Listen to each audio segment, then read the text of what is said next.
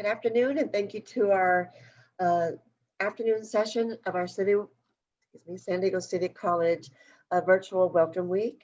My name is Lori Olam, and I'm from the Office of Student Affairs as the Student Affairs Coordinator. I want to take an opportunity to just thank you for joining us today, and thank you for choosing City. San Diego City College is really a magical place. I was just talking with colleagues, and this is where all the magic happens. This is where you'll find the most supportive and caring people that will nurture your academic, personal, and professional dreams. We are a one-stop shop where we take care of our students' mind, body, and spirit. So we are extremely excited that you chose City to either begin or continue with your academic journey. You'll find it is very special, and it's where dreams are birthed and where you will receive an ultimate student experience. I think even in a time where we're in the middle of a pandemic, that you choose to continue on with your education. You have the audacity to dream big, and you are here. You've arrived, and that says a lot about you. You'll discover that, as I said earlier, our campus community, our college community is extremely supportive and nurturing. We have such a strong commitment to social justice like no other campus. And it's demonstrated through our equity and inclusion programming from many of our programs, student-centered as always. Um, we'll meet you where you're at, and we'll make sure that we cultivate you into one of the finest citizens of our world. It's our real sincere desire to provide you with the highest quality of education that's designed with you in mind, and that it's your success that is our business, but more so, our mantra is students first. So I can tell you that you landed in the right place by selecting San Diego City College for your higher education needs. This week we have planned some really terrific activities. It's our very first virtual welcome week that it's really, we have so many people that are dedicated to want to come in and make an impact on you so that you understand where you've landed is where you need to be. You're going to be hearing from faculty, staff, students, and various other student-centered programs like our Associated Students Government and our clubs. We have some really great presentations in store for you. So with that in mind, know that this week is all about you. So let's get started. We are going to begin with our mental health counseling department. So I'd love to welcome Yelena. She will lead us in meditation and talk about all the wonderful things that our mental health program department brings, all our mental health counseling. So without further ado. Hi, everyone. My name is Yelena, and I am an intern at the mental health department at City College, and I'm super excited to be here with you and share a little bit about what we do. But before we do that, I'd like us to just take a few moments just to ground. So what I'm going to ask you to do is for the next few moments to find a comfortable place for you to be. And it can be as simple as sitting in your chair, or you can even lie down or sit on the floor. You can even stand up if you've been sitting all day. There are no right or wrong way to meditate. So it's just kind of whatever your body is asking for in the moment. So as you're finding a comfortable spot for yourself, if you're seated, maybe I'm going to invite you to uncross your legs and just to take a deep breath, however your body would like it to be, breathing through the nose and exhaling through the mouth is what a lot of people find to be really relaxing.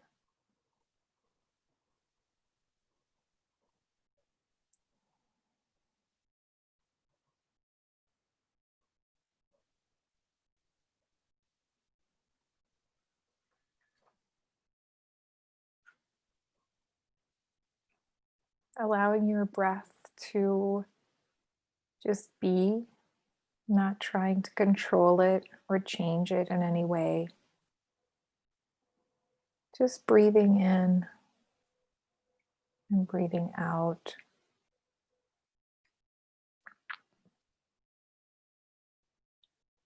And as your breath is coming in,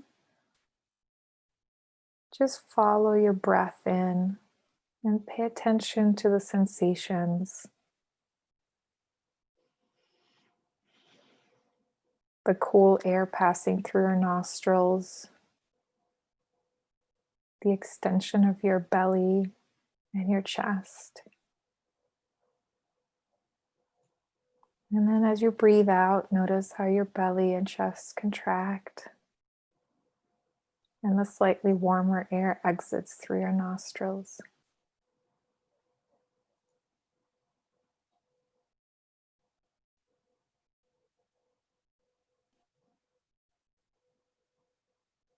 If thoughts come in, as they always do, just acknowledging the thought without judgment and just letting it go. Allowing your thoughts to just drift away and bringing your meditation back to your breath, your awareness back to your breath.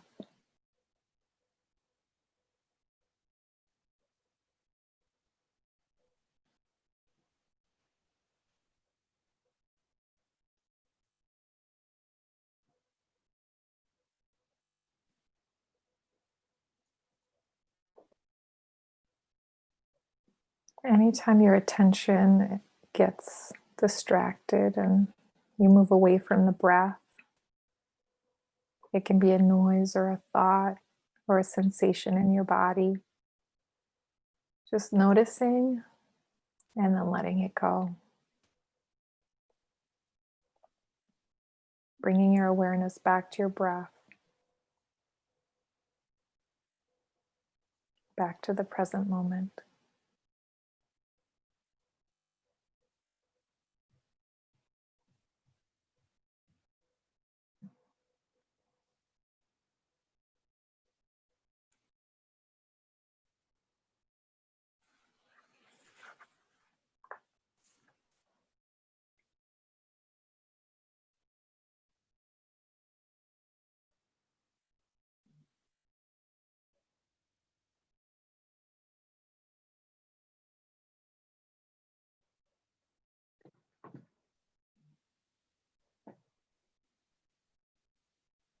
Maybe noticing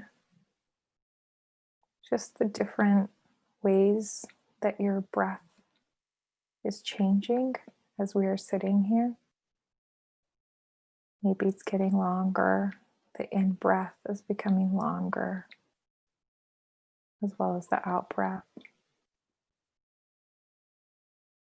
Or maybe you're starting to get bored and your mind is starting to come up with different ideas.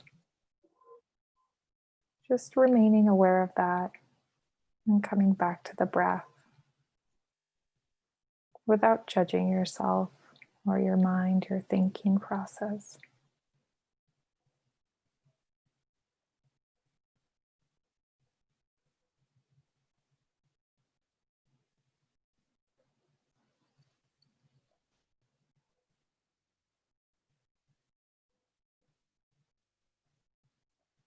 As we start to wrap up, maybe keep your eyes closed for just a little while longer. Taking a moment to just notice how you are feeling. Your body, your mind.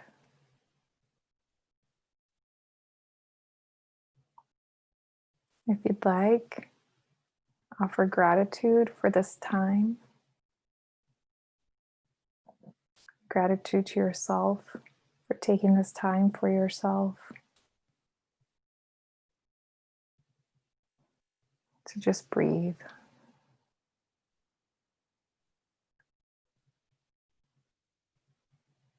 And slowly come back.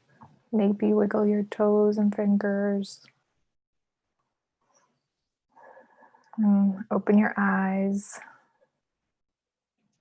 And come back to our space. So the nice thing about a short meditation like that is we can do it anytime, anywhere. There's no equipment necessary, just our breath.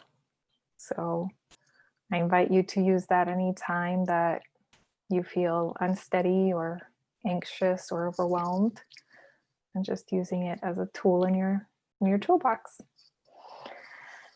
So I'm just going to take a few moments to share with you some of the different things that we offer at City College for all of our City College students.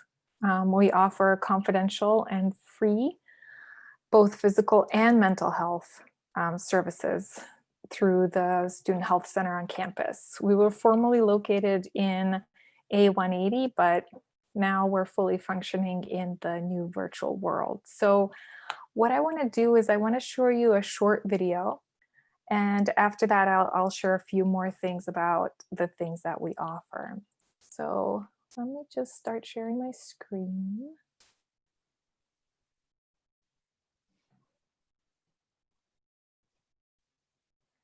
And I'll show you our little video.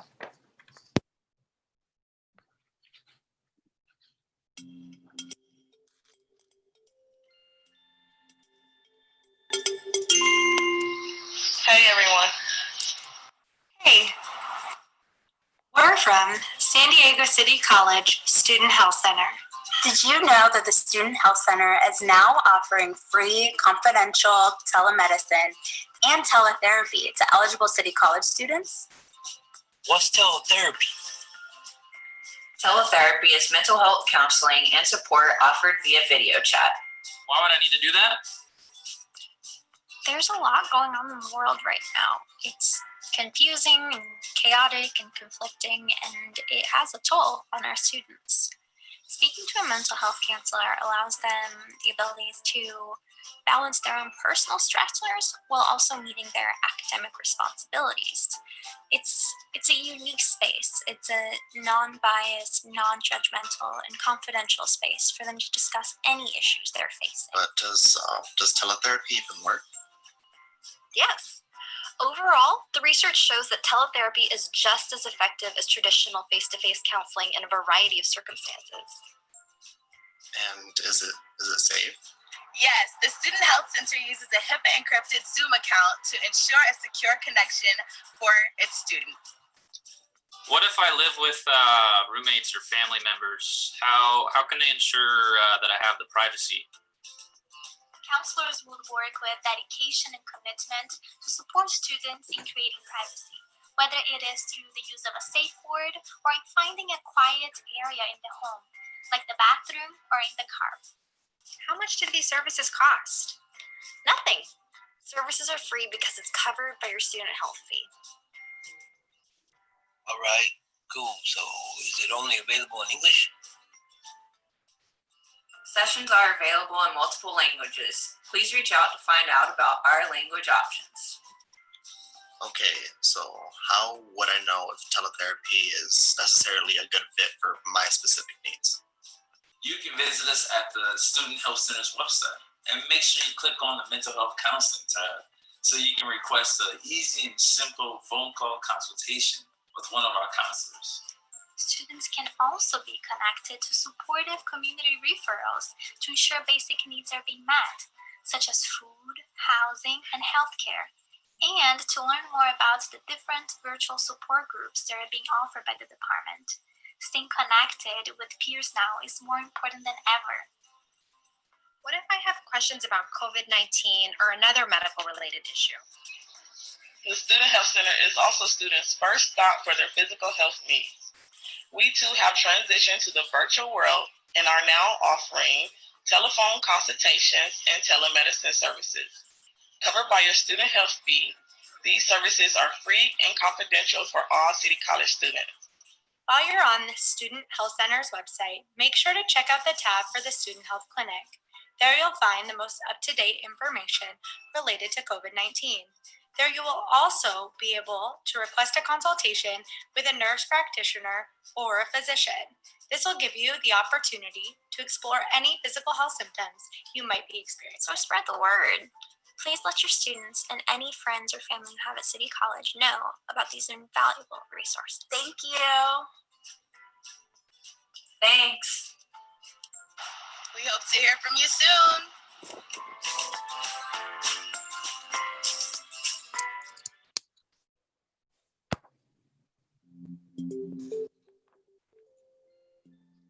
All right.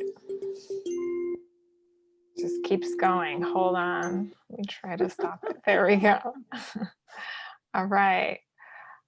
So, and I'm going to share a few more things, but you're welcome to stop and ask any questions as they come up. So, as we saw in the video, we offer several types of counseling. So family, couples, and individuals. So any of those would be valid reasons to come in. And the nice thing about our services is that if a student would like to bring in a family member or a partner, they're welcome to do so, and the services would still be covered even if the other person doesn't attend City College. So that's a really positive thing to have here. Another thing to note is that all of our services are confidential, and they're also conducted over a HIPAA encrypted Zoom account, which allows us to really ensure the confidentiality and safety for all students in terms of their information being offered via Wi-Fi or any other network. So any risks or other limitations to teletherapy, we usually go over with each student and discuss with them the limitations and try to work it out whichever way we need to. And of course, all of this is offered at no cost, and it's covered by the student health fee. And you know, we also offer several different support groups. So let me really quick pull up a list of groups that we're offering right now. There's some really, really awesome ones that we're working on. We are not yet ready to share all of the specific dates, but just as kind of a you know, a basic idea of where we're going, I will share with you our current. Sorry about all of these. There, you can see it now. So I will. Oh, Nadia is sharing. Thank you, Nadia. You're on top of it. So we have the As I Am workshop starting on Mondays at 11. And the healthy relationships right after that at 1. So that's, you know, Mondays we're kind of starting off with the bang. And then notice that we also have several times of the week, we have the virtual help desk. So students can just kind of check in and ask any questions they might have. In the past, they would be able to just walk in, but as we have COVID, we decided to do it via virtual help desk. We also have a Women Supporting Women group on Tuesdays and a Living Out Loud, an LGBTQ support group. And then Open Space No Hate on Wednesdays. We are also collaborating with the Severe Dreamer Center on a monthly workshop that we'll be offering usually about the first Thursday of every month, but we can share details on that as we finalize the dates and all of that. Yeah, so we just hope that students don't feel like there's an issue too big or too small to come and see us. We hope that we can be a supportive system in many different ways. And so please feel free to reach out and let us know what you need, and we'll try to meet those needs. And here's one more awesome virtual help desk flyer with some more information and the meeting ID and password that they would need to access it via Zoom. Anything else you'd like to add, Nadia?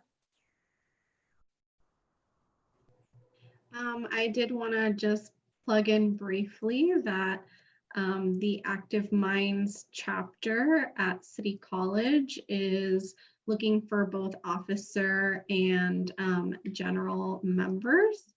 And I can just give you a little bit information about that. Active Minds is not only a chapter at our campus, but it's also, we're part of a national organization that really focuses on supporting mental health awareness and education for students specifically. So there are over 800 campus chapters. City College is one of them, and it's a really great way for students to get involved with mental health, both on campus and in our community. There are lots of opportunities for students, lots of different things that they can do other than the regular weekly meetings. There are events that they hold, collaborations that they work on, and lots of mini grant and sponsorship opportunities from the organization itself. So if anybody's interested in being a part of that, please do reach out to us. Any questions about our services or anything that we've shared so far? Nadia, yes, I have one about the club. And so as a club, what are some of the activities that a student, if they were to want to join your club, what are some of the activities that you all do as a club? Yeah, so the club has really held lots of different on-campus events before we transitioned to remote. But since we've been remote, they've been doing a lot of collaboration with the Mental Health Peers program, also Psi Beta, and some other existing clubs working together to provide like virtual supports, virtual events, lots of peer-to-peer supports and spaces to really be able to connect with each other in this time where we're so isolated. And also lots of opportunities to participate with the national organization. They've been doing lots of online events. We're also, doing some collaborations with Mesa College's chapter.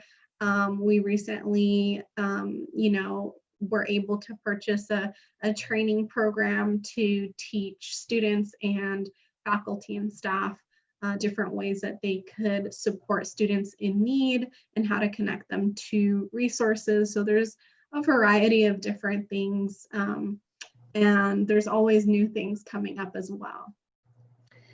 Thank you so much. That sounds so exciting. Yeah. Nadia, would you be able to also, like, if as a student, if I attend one of your group sessions, how is it a confidential setting, or are there like I don't want to say rules, but are there guidelines and principles that you all talk about so that people feel safe in sharing? Can you tell me how that is developed in a group session? Yeah, absolutely. The support meetings that we have available virtually, first of all, are just, for students. So we definitely make sure that everybody is a student, verifying their ID number. And we definitely talk about, how do we create the safe space for everyone to feel welcome and to be able to, kind of express themselves. So there's definitely a process for that. I encourage students, if, even if they're not sure, like if they're thinking, well, that sounds really, something that could benefit me, but I'm not sure, just come by, pop into a meeting, check it out, even if you're just wanting to observe. We definitely, we do that when we're on campus, if someone just wants to check it out and get a feel for it. And you can definitely do that virtually as well. So come by, feel free to ask questions, or if there are specific questions, then, there's always our virtual help desk as well. That's terrific. Thank you so much, Nadia. If there's any parting words before we conclude your presentation from many of you all that are here with our mental health counseling department. Yeah, I would just say thank you for letting us come and be a part of this. And, no topic is too big or too small. So, if you're thinking, well, I'm not sure if this if this would even be something to get services for, just come talk to one of us, you know, and we'll figure it out together. So don't feel like you have to be the one to figure that out on your own. Thank you so much. And I can attest to our mental health counseling department is just, there's no comparison, because the work that they do is truly from the heart. It is truly impactful for our students. And during a time right now with COVID and we're not connected and some folks are feeling isolated or anxiety, it's the meditations, it's the communication, it's the counseling that our students are able to get at no cost, you know, to feel better, you know, to get themselves in a better frame of mind. As I said earlier, we treat body, mind, and spirit at City College. So thank you so much to all of our mental health counseling department, Nadia, Yelena, and Leslie's inspectors too. She is the director. She has a phenomenal group of people. Thank you so much for participating today. Thank you. Thanks so much for having us. Yes, thank you so much. And so we're going to move on and transition to, we just talked about spirit and mind. So let's move on to Michelle, who is going to talk today about our student health clinic services. And so Michelle McCurdy, thank you so much for being with us. I'm going to transition and spotlight you. Welcome, and thank you for coming. Yes, hello everyone. My name is Michelle McCurdy. I'm one of the nurse practitioners here at the Student Health Center. We work very closely with the mental health counseling department, and we communicate regularly and often. So you got a glimpse of that in our video, and a glimpse of what it is that we do here at the Student Health Clinic. Just to give an overall idea is we function very much like a regular doctor's office. We have, I am one of 2 nurse practitioners, and we have also a medical doctor, a physician. And obviously we are limited in terms of what we are able to offer in this virtual world, but we can still offer quite a lot. So for example, we can write prescriptions, we can order lab tests and send you to one of the labs that we contract with to get your lab drawn. We can order x-rays, radiology. We can diagnose and treat. And again, much to echo the sentiments of the mental health department, there is no issue that's too big or small that we can't at least try to help you with. If there's something we cannot help you with, we certainly will guide you in the right direction, give you resources. So please do not be afraid or hesitate whatsoever to call us. And also to reiterate that our services are free and unlimited. You can see us as often as you want. The visits are absolutely free. Our visits are via phone or video, whatever is appropriate for the visit. And the only charges are for things that we cannot charge, that are not covered by your student health fee. And that is the cost for blood tests or radiology or prescriptions. But the visits themselves to actually see us is absolutely free. Let me see. So in closing, just know that we're here for you. We want you to access us if you need us. You guys come first. We absolutely enjoy seeing you, and we certainly miss you. So feel free to contact us. Our phone number is 619-388-3450. If you are in a position to go ahead and enter that into your cell phone right now, that would be great, so that if you are feeling ill, it's easily accessible to you. 619-388-3450. You can leave us a message. We check our messages regularly, and then we'll get back to you and respond. We also have a Google form on our website, so you can click a link to that Google form and contact us that way as well. And we also check those regularly. and we will get back to you. So hopefully this information has been helpful to you. If you have any questions whatsoever, we are here, and we're happy to answer them. Thank you so much, Michelle. One of the things that I think I shared earlier in our morning program is something that that I personally dealt with as a student at San Diego City College when I didn't have a job, but I was a full-time student, and I came down with bronchitis, and I didn't have the money to see a doctor. I didn't have any insurance, and I was referred to Student Health Clinic, and there I was able to get diagnosed. And then when I didn't have the money to pay for the necessary antibiotics that I needed to get well, the Student Health Clinic allowed me to take out an IOU. And I don't know if folks know what IOU is. Basically is that they were able to provide me with the medication without charging me right then and there, but asked me that when I got money that I could pay them back.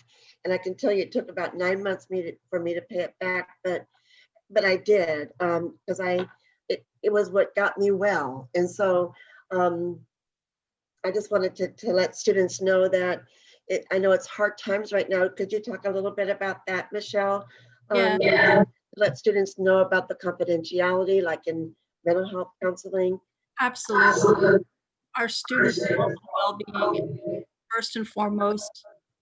It is, industry standard to provide confidential services. Your information is absolutely not shared with anyone without your permission. It's not part of your educational record. Your professors are not privy to this information.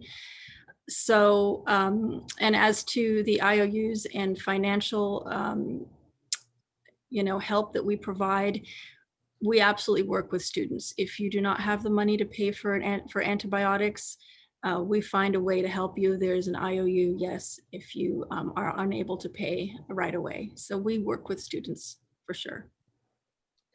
We don't want any of that to be a barrier. And I think that's the beauty about it, is that because between our student health clinic and our mental health counseling departments, they really want our students to thrive. Y'all are so impactful with the work that you do to help students. And also, I know that you all are involved, like Dottie and Leslie are involved with our hunger and homeless initiatives that, there's opportunities to get referrals from your departments should you be experiencing hunger or homelessness. And so, yes. Thank you so much for, did you want to say anything else about that, Michelle? I can't speak directly. I don't know enough about that particular program to speak on it. But certainly if any students are having any concerns about hunger and homelessness, to please contact us and we will help them with that. Perfect. Oh, thank you so much for being with us today, Michelle. We really appreciate all of the great information, and I guess we'll see you tomorrow morning at our AM session. Yes. So we appreciate you. Have a great rest of your evening. Thank you. Thank you. Thanks Take for care. coming. Stay well, everyone. Bye-bye. Thank you. Bye now. At this time, I see that our next guest is already here, and I really appreciate, Mike, if you're ready to begin. I'd love to get ready to spotlight you to talk about the music program at City College. Let me know when you're ready to begin.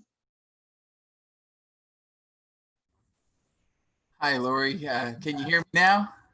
I can. Thank you so much. Sure. And let's see if we can start some video. Haha, here I am. Another day, another recording studio. Yeah, I'm ready to chat. I think Bob should be joining me in a little bit, but I can definitely get started. Hi, everybody. My name is Mike Espar. I am an assistant professor of music at San Diego City College. I teach both music history courses as well as music production. So things that take place in our on-campus recording studio and MIDI lab, learning the technology to create the kind of recordings that you'd hear on the radio, or the latest album by your favorite artist that you may have listened to on Spotify yesterday. So we have a ton of recording tools and fully featured studio. So I'm going to go and grab my keynote presentation and just go over so I can show you some photos and things like that, and give you a little better sense of what we do in the City College music program. So let me just share my screen, and somewhere it'll come up. Here it is. Alrighty.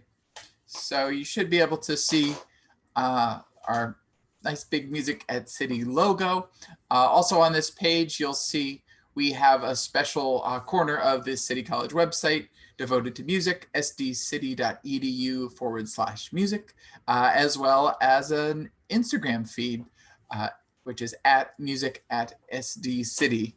And that's going to have everything from promotion for our fall classes to photos from all kinds of special events we've done, live music performances, something we call Community Recording Studio Night, that when the campus is open every month, we invite the community and students and faculty to just come in and jam. We usually pick a song in advance, and we just jam out and record different versions of it and layer it and so on, as they do in a real recording studio session. So that's always a ton of fun.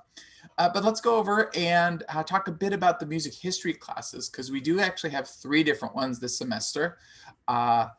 They all started on Monday, but we also have second 8-week versions of all 3, which start October 12th. And those definitely still have some spots. We have Music 100, which is intro to music, focusing on the Western concert music or classical music tradition. We have Music 111, which is going to be jazz history. I love teaching that one. And then we also have Music 103, which is the history of rock. So all 3 of them give 3 credits toward your general education requirements, and they are transferable to CSU and UC. It's all on that slide right there. So again, we may be able to squeeze a few folks in if you're desperate for those credits right now, but we definitely have spots starting in mid-October. And if you go over to the commercial music side of things, if you're in the course schedule, if you're looking up like the whole big list of courses on our website, there's music classes, which would be the history ones you just saw and heard me talk about. Then there'll be the commercial music ones, which will actually be a separate category in that drop-down menu under C for commercial music. And that covers all the music and production technology courses. So 3 of the courses we're teaching right now include Commercial Music 70, which is commercial music performance that uses the Ableton Live software. So that's the software that DJs and other live music performers will use to manipulate electronic music samples, loops, and all that kind of stuff like on stage. And so that's a really fun class. It's only 1 credit, so it's cheap. And yeah, it's a ton of fun to start blending electronics with some more acoustic or traditional instruments. Also, you have Commercial Music 80. It's one of our foundational courses, and that is in Pro Tools. And Pro Tools is kind of the industry standard software. We are actually what's considered an Avid learning partner. Avid's the company that makes Pro Tools.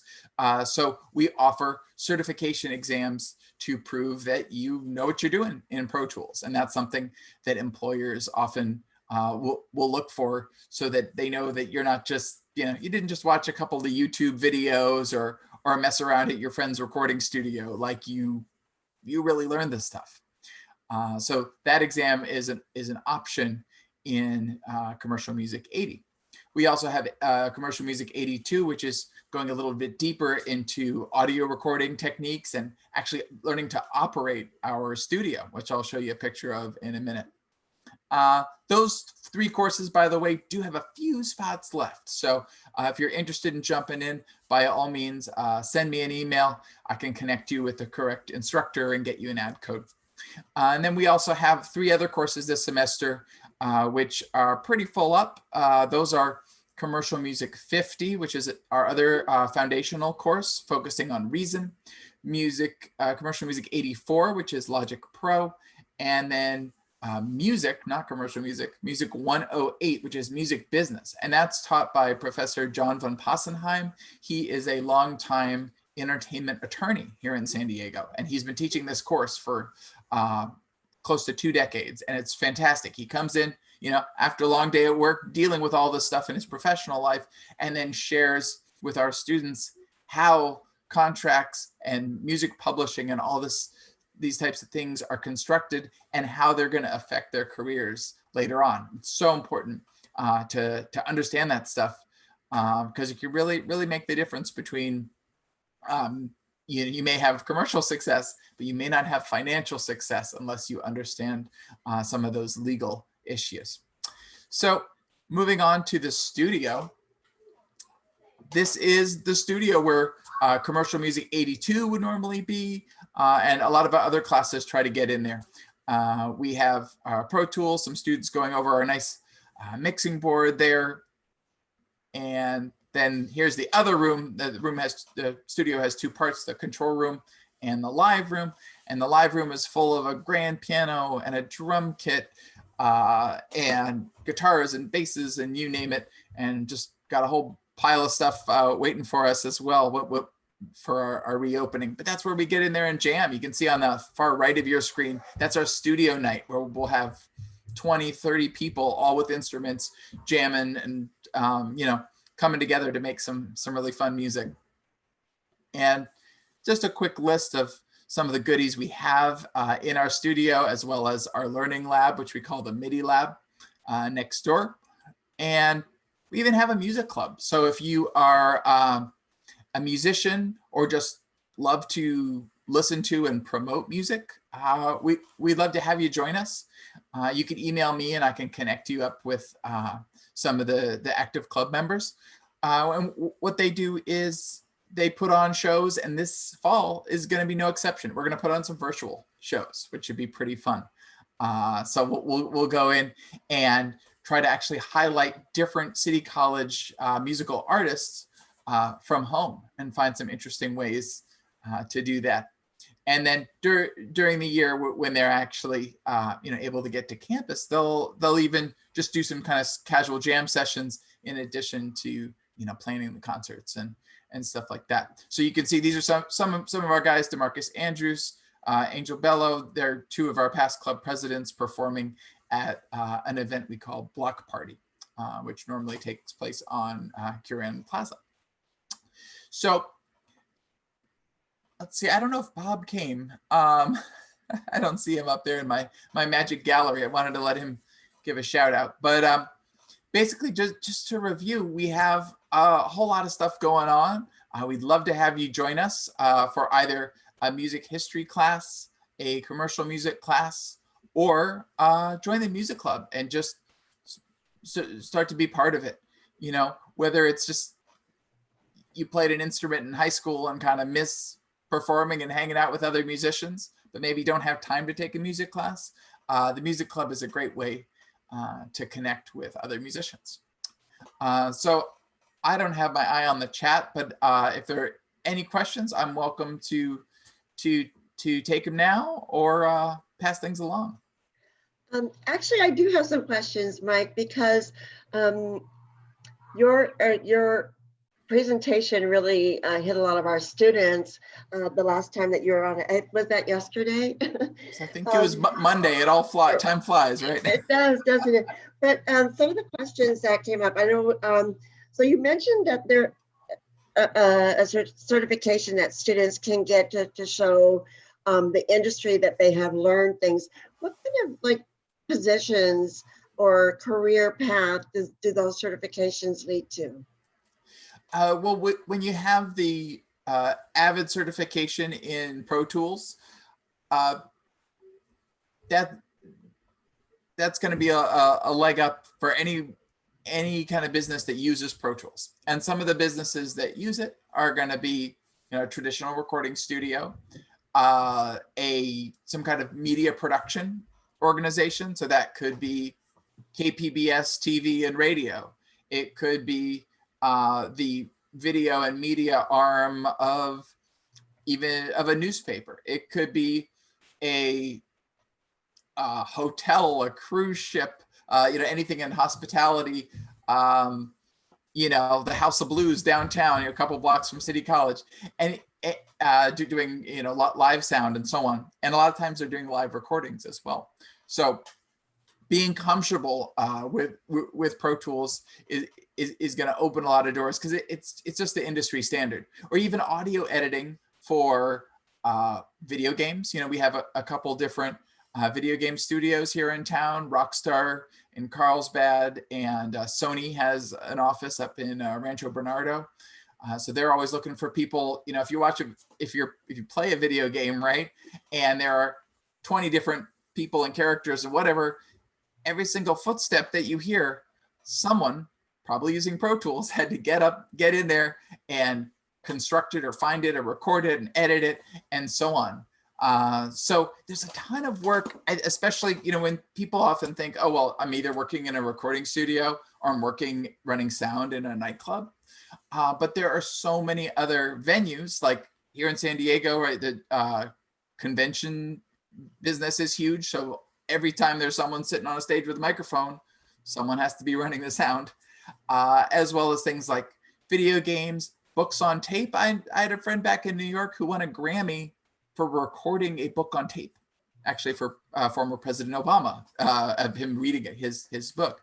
But this guy had started out as a music engineer, but then found that he had steadier employment specializing in books on tape. So there's a ton of stuff out there. Anytime you hear audio, there's someone that had to have those skills to record it in high quality and then edit it and deliver it to the client.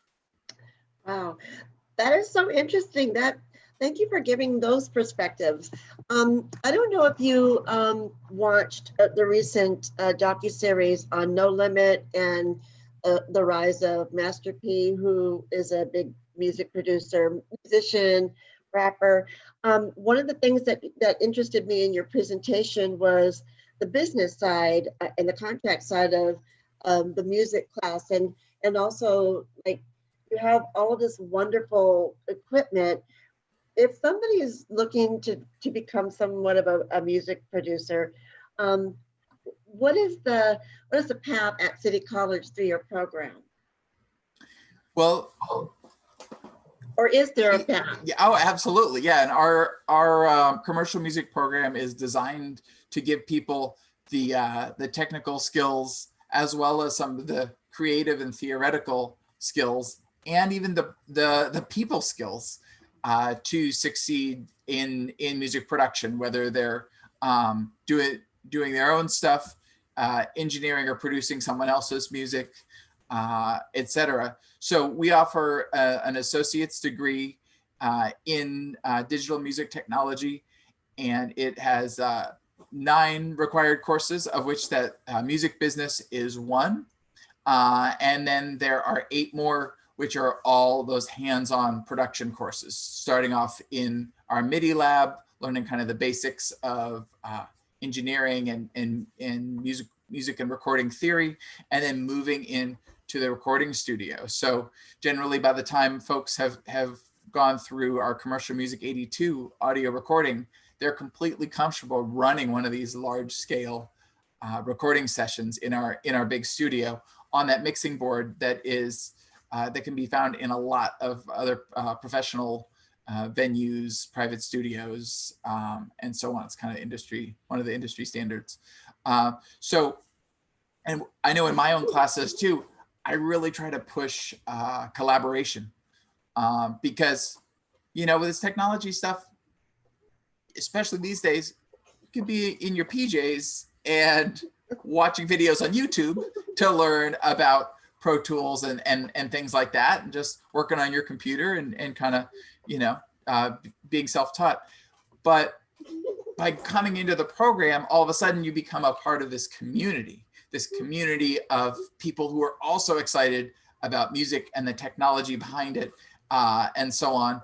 And, you know, you're learning from folks who, you know, have been in a lot of different areas of the industry and can offer their perspectives as well. I was sharing, we had our first class meeting of commercial music AD4 this morning, and I was sharing with them how I think my first in-person class that I taught here at City like 2.5 years ago, I told my students, it's all about collaboration. Like in this class, you're going to learn to work together, because I mean, think of all these great production and songwriting teams from, you know, Rodgers and Hammerstein to, you know, Lennon McCartney to Jimmy Jam and Terry Lewis. I mean, there are all these guys throughout music history who made better music together. And I gave this whole speech.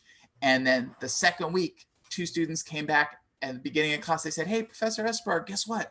After you told us that, we went home and we never met each other. We went home to one of our home studios and we like spent the whole afternoon writing songs together. And it was awesome. Wow, that is awesome. So yeah, that's what it's all about, right? It's for me, it's making those connections and getting people to inspire each other and you know, expose each other to new styles of music or new software or new instruments or whatever it is, and basically operating under the belief that like the best music is going to be made through the creative collaborations of more than one person. It's not going to be just alone in your room on your laptop. At the very least, you'll have an internet connection to someone else's room with their laptop, and kind of inspiring each other. So yeah, that's a big part of our program, and I think that really gives people the skills they need once they hop into the industry to be successful working with others, and being a good creative partner.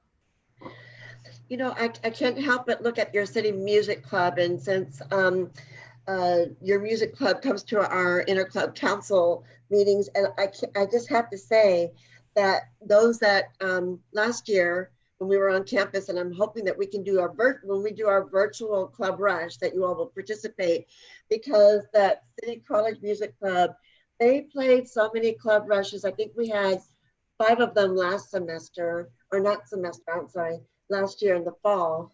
And they were just playing, they were developing these other I guess events to go and just start playing. You could see them all over campus setting up.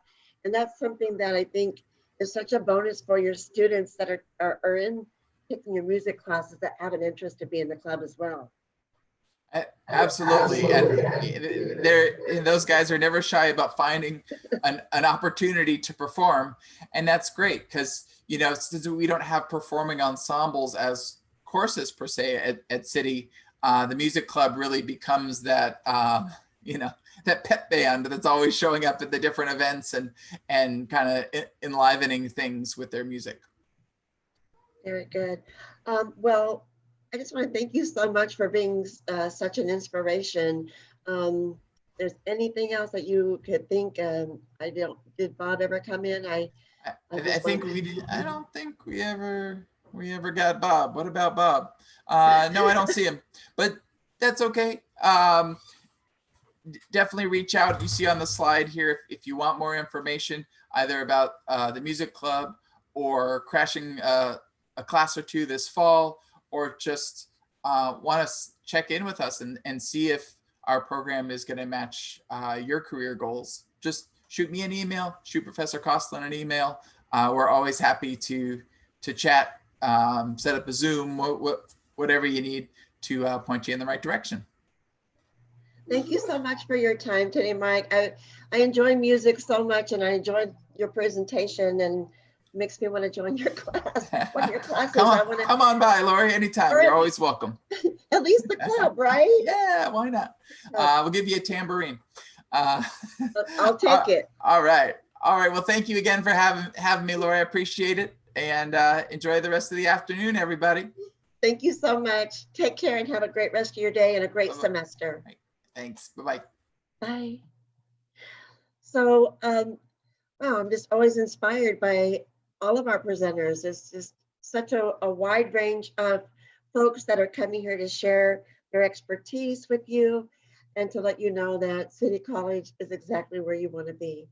Our next presenter is from our tutorial center. So if you would all join me in welcoming Charlene Jones, and I'm going to go ahead and spotlight you, Charlene.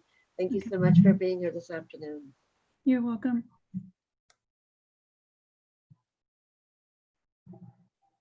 Welcome to City College and welcome. I wanted to tell you a little bit about the San Diego City College Tutorial Learning Center. We serve City College students and ECC students.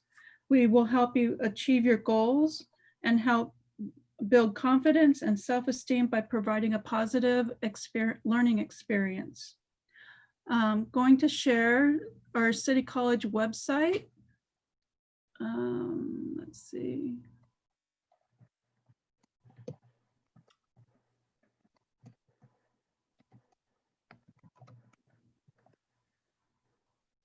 There we go.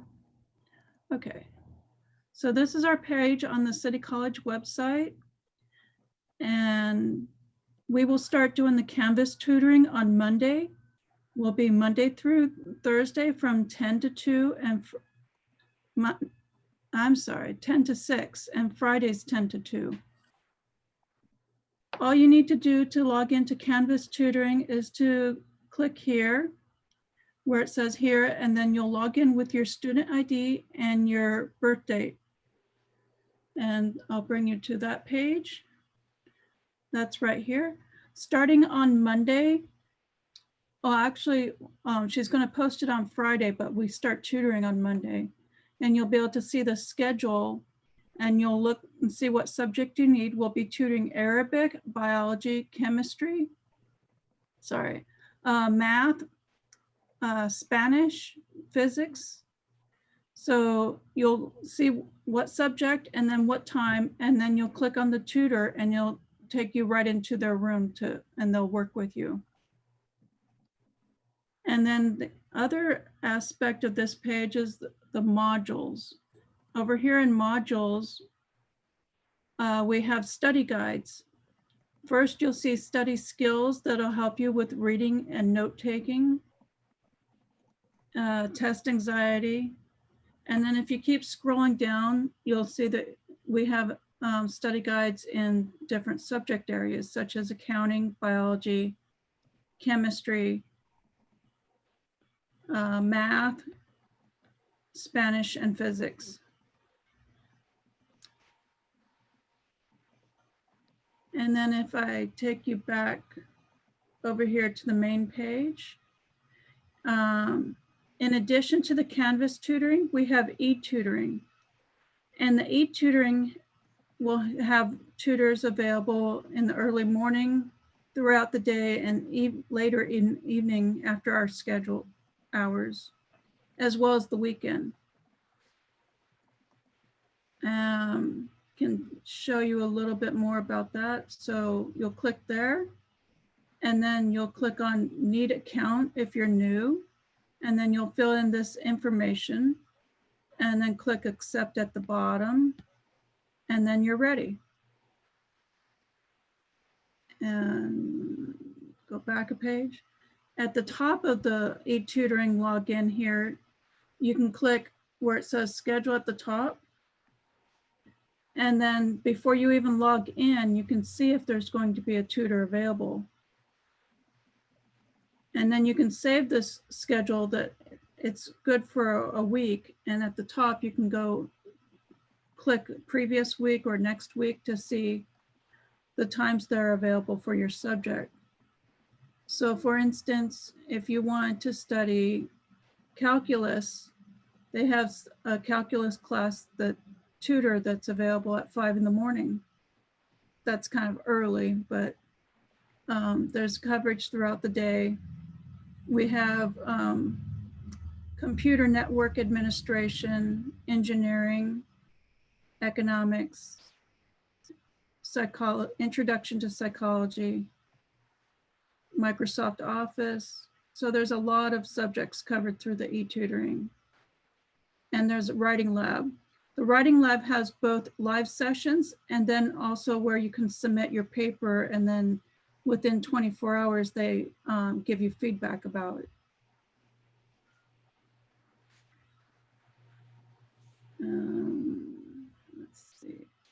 that.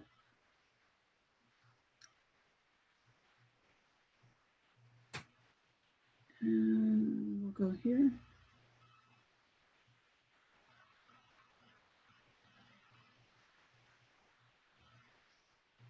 So if you have any questions, you can email us at citytlc19@gmail.com, or you can click on, if your questions are during the daytime and during these hours, you can click on Cynthia or I, and we can answer any questions you have.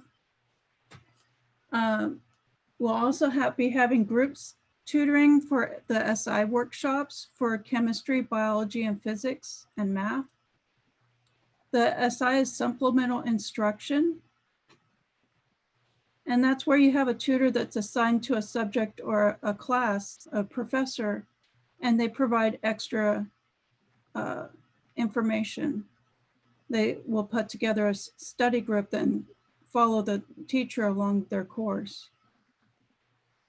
We also have social media connection on Facebook, and that would be at facebook.com/SDCityTLC.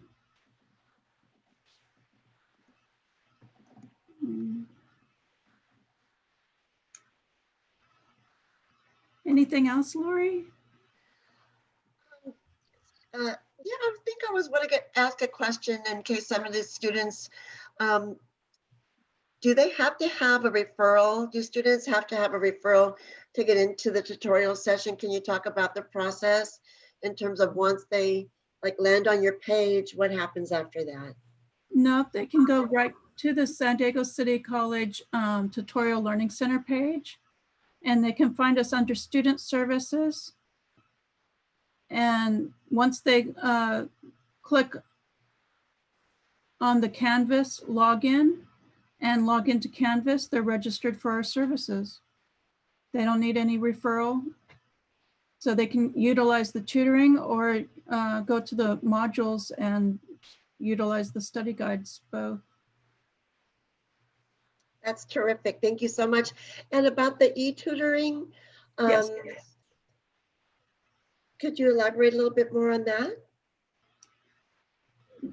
The e-tutoring, there's the live synchronous tutoring where you're going to click on the tutor during their scheduled time, or you can leave a question and then the tutor will get back to you. Same thing with the writing lab. You can submit your paper and have a response come back to you. Oh, that's terrific. Thank you so much. Well, I want to thank you so much for joining us again this afternoon, Charlene. And students, I can just tell you that when you when you get the services of the Tutorial Center, I will always remember you as the TLC Center, which means Tutorial Learning Center. It just makes me feel like that's where you're going to get the best care, like tender loving care. So, because that's the way our college operates. They care about all of our students. We want to see you succeed and have a wonderful semester. Absolutely. Well, thanks again for joining us, Charlene. I hope you have a great rest of your day. We appreciate you so much. Thank you. And we're going to go ahead and transition on to our next presenter. It's my privilege to introduce to you Dr. Vera, and he's here to discuss our ELPS programming as well as personal growth classes. So without further ado, I am going to throw it your way. Doc, you're spotlighted now. Thank you. Okay, thank you. Let's see. Hi, everyone. It's nice to see you. You guys are surviving the heat and you're here and you're amazing. You know, I've heard that, and I haven't seen any real solid research on this, but I have heard in different forums that people who are in college and who are studying with the kind of quality that it takes to read a book and think about what you're learning and connect that to your future, to the possibilities of becoming all that you're interested in being, whatever is inside your heart and soul. That's like maybe like in the less than 1% of people in the world. Can you imagine that? And now there's a lot of reasons for that, and they're very complicated for sure. But the bottom line is, you're in college, you're unique, you're doing that. So I just want to congratulate you. I think back many years when I started college and how big that world seemed, and I really didn't know if I knew what I was doing or not. And now you're hearing all this information today. So just congratulations for having the faith and the thought process and the emotions to be here. And I'm just humbled by the fact that you're here today and that I get to be talking with you and that I get to be part of the team that serves you here at City College. So here is the Extended Opportunities Program. Is that coming up for you, Lori? Is that page up? Yes, it's up and running there, Don. Okay, thank you. So my program that I'm going to cover today is Extended Opportunity Programs and Services. So that word extended, let's just look at that for a minute. Extended, what does that mean? And then of course we can get real excited about this one, opportunity. So this is your opportunity. Students, your opportunity to get involved with something that is extended. Now, what we mean by that is that this program at City College provides over and above. So think about that for a minute, and I'm going to go a little deeper with that later. Over and above. So starting with, if you're accepted and you're a member of the EOPS family program, then you will receive priority enrollment every semester that you're with us in EOPS. That means you'll get to register with the people who first register for their classes so that you can have the schedule that works best for you. Then we do also academic, career, personal counseling, and advisement.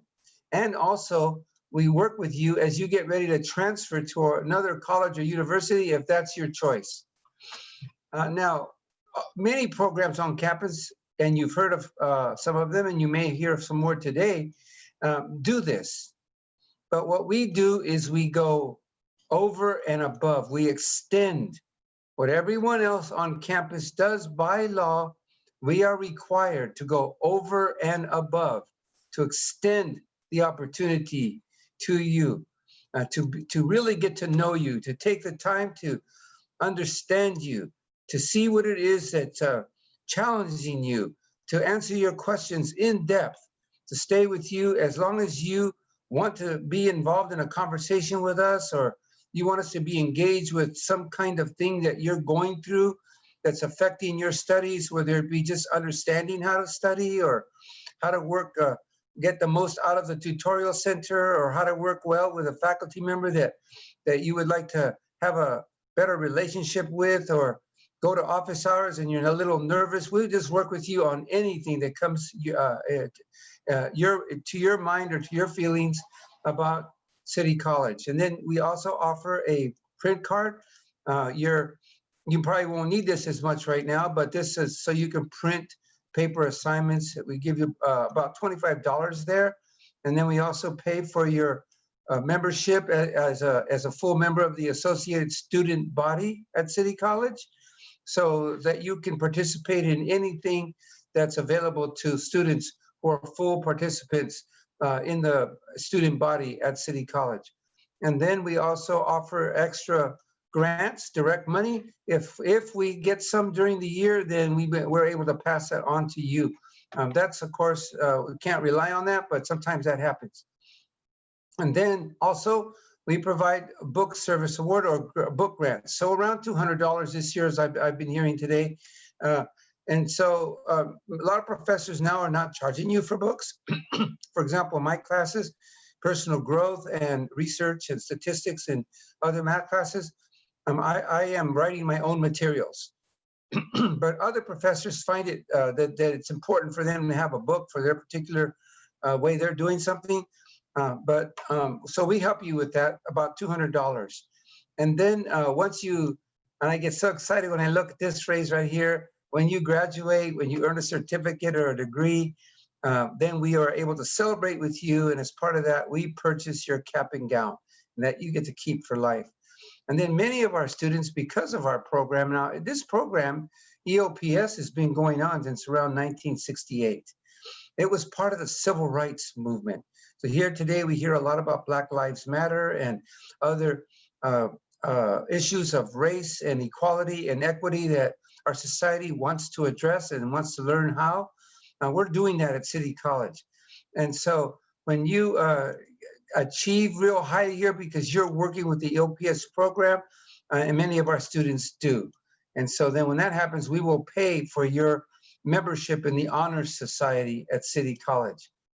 And then also EOPS has a scholarship, and so you qualify to compete for that. So if you go to the City College webpage, you will see this slide and this information, and also this contact information here, phone number, email, and then also down here you see if you want to apply to EOPS, that that deadline is September 11th, so it's coming right up. And then you might be wondering, well, do I qualify? So I'll just briefly go over these. So if you are a resident of California, then you qualify. If you are a, let's see, what's happening here? There we go. Okay, so then also 12 units, but sometimes students run into challenges and stresses and so forth, and we can work with you. Sometimes we can reduce that down a little bit. So 12 units though is a requirement, and then qualify for the Board of Governors grants or the Promise Program.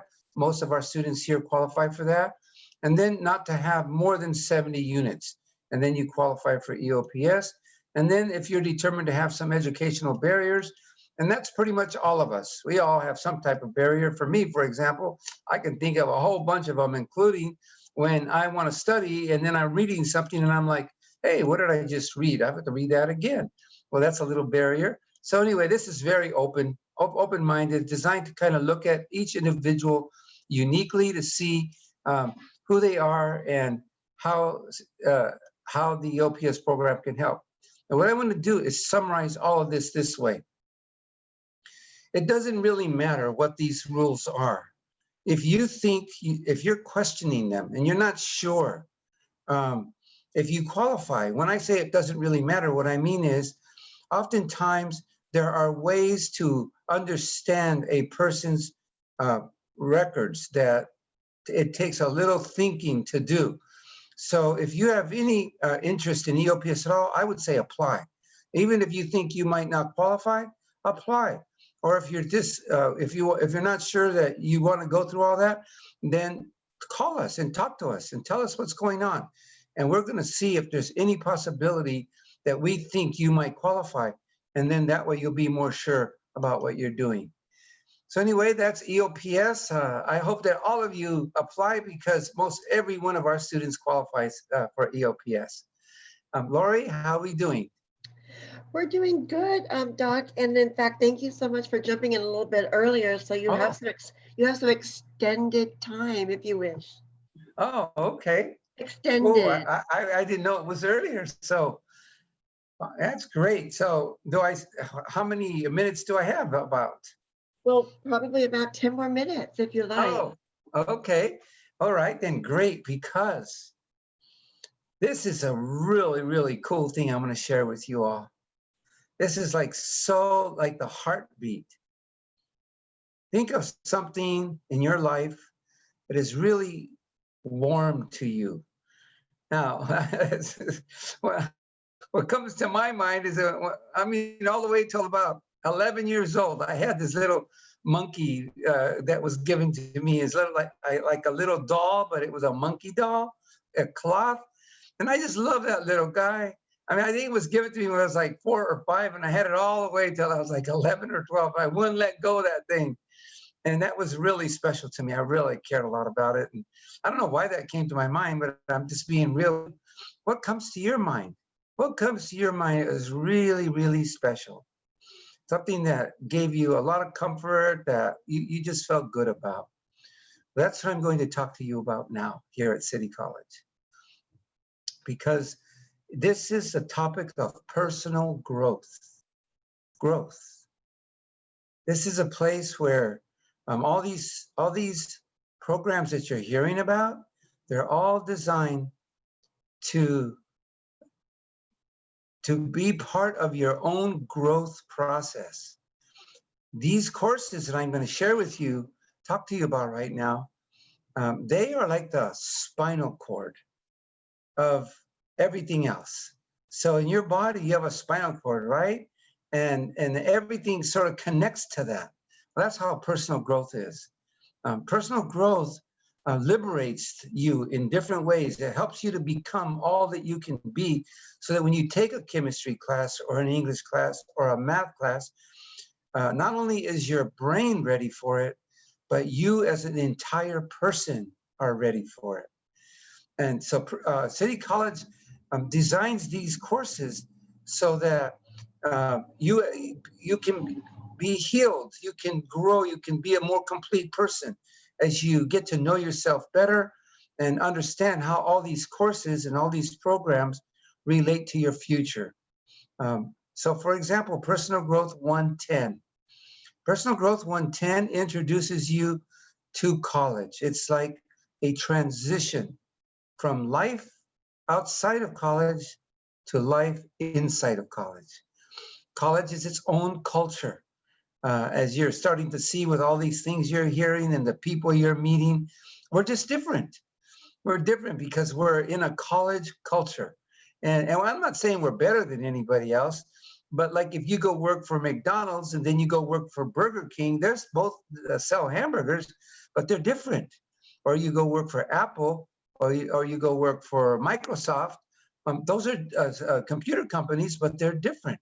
Their culture is different. They even wear different clothes. So when you become a college student, you're being introduced to another culture, the college culture. So that's what Personal Growth 110 is. It tells you more about the rules, how you calculate a grade point average, how you self-manage yourself in relationship to the kinds of deadlines and hours and the timing of things into college. As you know already, financial aid has its own way of doing things. EOPS has its own way. So you learn about those things in depth in Personal Growth 110. And then in Personal Growth 120, you move a little bit further into yourself. Like, what is your educational plan like? You know, you can actually meet one requirement sometimes with as many as 30 different classes. So which of the 30 should you select for yourself? So in Personal Growth 120, you get exposed to that kind of information and you get to take a deep breath and think about it. And then also in Personal Growth 120, you're learning more about your emotions, because we know that when our emotions are controlling us, instead of us collaborating with, cooperating with, flowing with our emotions, sometimes we do things that we're like, wow, why did I do that? So when we're too angry or we're too happy or we're too sad, things like that, sometimes that can affect our ability to remember something. It's difficult to concentrate. So learning how to manage those relationships and the emotional part of them. Emotions and relationships are real important, right? And so then we learn how to communicate with our friends, our parents. Some of our parents don't really understand college. So how do you communicate and bring them along with your experience? They want you to be successful, but sometimes how do we handle the emotions that happen in close quarters, especially like during this time of COVID when everything is so much more closely related and there's some other kinds of things going on in our life that weren't there before. So that's kind of Personal Growth 120, and then Personal Growth 130. So for example, that's called a career growth or career personal growth class. So there we take what you've learned in Personal Growth 120 and we integrate it with, we match it up with careers. So for example, I don't know if she shared, did Jamie share already from research, Lori? She didn't share today, but she'll be back tomorrow. Okay. So I'm just going to give you that example anyway. So not Lori. Jamie is a researcher for our college. And she's doing some really cool research right now, and she comes and talks about it. So her major, though, what do you think of when you think of a researcher? What would the major be for a researcher as a career? So most people think, well, research, gee, that probably has to do with math. That probably has to do with some type of science. Well, Jamie was a theater major. Can you imagine? A theater major. And then she went from theater to anthropology as a major. And now she does research as a career, and she loves it. How does that work? Well, in career, in the area of personal growth that has to do with career planning and career sustainability over a lifetime, you learn about that. And what you learn is that one major can relate not only to many other majors, but it can relate to sometimes as many as 150 careers. So you don't have to be limited by and afraid to choose a major. So much pressure by financial aid in the college. Choose a major. Have an educational plan. My goodness, you're 18, 19, 20, 21, 22, 23, 24. You know, the research says that our brain doesn't even operate fully until we're 27, 25 to 27. So why are we making these huge decisions when our mind is still developing? Not the information in it, just the neural networks, how it works. So relax. You can select a major based on interest and so forth at this stage of your life. And know that many of the things you're learning in that major are going to apply to the rest of the majors or rest of your life or the careers. As especially now with the COVID, the whole world's economic system is changing. So the way we thought that what careers were defined as now, they're really redefining themselves as we go forward in your generation. That's how it's going to be. In fact, one of the middle names I like to say for your generation is innovation, change, adaptation. And so like with a theater major, she needs to have an interest in design. So for research, she designs things. A theater major needs to be kind of flexible. Well, in research, you're very flexible. A theater major, you need to want to connect with people, communicate, be in their face, have them feel you when you speak and when you share your thoughts. Well, as a researcher, you're asking people questions and you're formulating questions that allow you to really hear them and listen to them, and also cause them to feel relaxed enough to feel like they can really speak to you. So theater, you wouldn't necessarily think that theater relates all the way to research. And I just want to share with you that that's what, those are some of the things that happen in your growth process in the career planning personal growth class. And then finally, there's the big, deep soul class. That's Personal Growth 140. That's when you take all this information that you've been learning, and you don't have to take them in order, by the way. You can 40 first, take 120 first. It doesn't matter what the order is. But 140 goes deep, really to your soul, and gives you lots of skills. For example, I heard somebody mention the relationship between self-confidence and self-esteem by going to the tutoring center. So how does that really work? How can you really feel about yourself and not be fake? You know, like, oh yeah, I feel really great about myself, but you know you're really not feeling great about yourself. How can you actually feel so good yourself and know you're standing on solid ground day, building that self-confidence and that self-esteem? So I'll just share with you just like a little bit of an insight within Personal Growth 140. You go deeply into this and you practice it. So you really, really can be here that you are developed solid self-confidence and solid self-esteem. So here it is. You know, for example, say that that you want to learn how to write with your non-dominant hand. Let's say you're right-handed, but you want to practice writing with your left hand, but you're not very confident. And then when you think, you don't feel good about it either, because so your self-esteem isn't too good. Not confident. So you say, let's practice 5 minutes today. So you practice 5 minutes. Now you're 5 minutes more self-confident, and you're 5 minutes more self-esteem because you practiced and you can do it a little bit more. The next day you do the same thing. So that's the idea. Every time you do something, every time you think something that you choose to think, everything, and it doesn't matter how small it is. When you say I'm going to do it and you practice it, you're actually building self-confidence. And self-confidence actually produces the same measure or a measure that goes along with it, that is self-esteem. And that stuff is real. So it's like, hey, do I know how to take my glasses off? Yes, I just did that. So I'm confident now that I can take my glasses off and put them back on. Now I feel better. I have higher self-esteem. So we do things like that in all areas that are important to the human mind, the emotions, and to success in life, in Personal Growth 140, all connected to your dream, going deeper and helping you release that dream that's inside you, that you might have thought, well, you know, that's too big in high school. Well, you know, I don't think, I got to think of something else. I probably can't do it. You know, I just say this one thing, since it's an election year. Nobody thought President Obama could be president. Nobody thought a black man would ever be president. And when he went to all his friends and said, I want to run for president, there was not one person, I read his biography, there wasn't one person that said, hey, go ahead, man, you're ready, do it. He did it anyway, and as we all know, he became president. Why? He had this dream inside, and it finally found a way, little by little, year after year, to bring it to pass.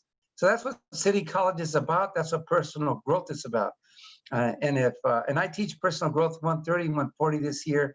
If you're feeling like you want to take it, I'd love to have you. And otherwise, I'd love to see you in EOPS. Thank you, Lori, and thank you all. Well, I thank you, Doc, because I think what you just gave was a really good, I think, different ways to look at education, and in particularly how to develop confidence and how to hone in on your skill level, because everything you said was absolutely true. But when we're talking about education and you break it down like that, it becomes simplistic, so that there's no barrier, right? So if it's in you to dream something, continue to do that dream, right? Right. And not only did President Obama become president once, right? He was two-term president. That's right. Because of that confidence. And so it's interesting how things come to full fruition, I guess, full circle. It starts with a dream. So hey, let's just say one more thing, Lori, since you're underscoring that right now, let's just all take a deep breath, raise our hands up in the air and say, this is amazing. We have the first person of color, a Black woman, running for vice president of the United States. Isn't that amazing? It's so amazing. And then to underscore just everything about that, vote. So I just will just say that the Office of Student Affairs just launched something on our website to help students to register to vote. And our ASG president is going to lead us in like a register to vote challenge. So I can't wait for that to happen. It's the importance of registering to vote and exercising your vote. So register first, and the second part is show up, whether it's by mail or in person, just vote. There you go. Thank you so much, Doc. I appreciate you so much. Doc has been with us all week, and honestly, I appreciate the stories, the personal stories that you told. Even today, first time I ever knew that you had a stuffed monkey animal that helped you to be confident and secure and things of that nature. It's Lori, and Lori, it's probably been 40 years or maybe more since I ever mentioned that. This is the first time that little guy came back again. I think in the venue of when you're trying to inspire others like you do, then I think that you use the things that inspired you, or you're talking about self-confidence like you did. What helps to give you self-confidence? That was a very good breakdown, and I really appreciate that very comprehensive overview of personal growth and what students can anticipate, as well as the EOPS program and how much really students benefit from that program. Okay, great. All right then. Well, so we are going to move on. I'll take you off the spotlight, but thank you for your presentation again, Doc. Appreciate you so much, really, I do. And I'm sure the students do too. Thank you. So we're going to go into our next presentation, which will be an interactive yoga presentation by Gabriella Hogan. And I thought I just saw her in here.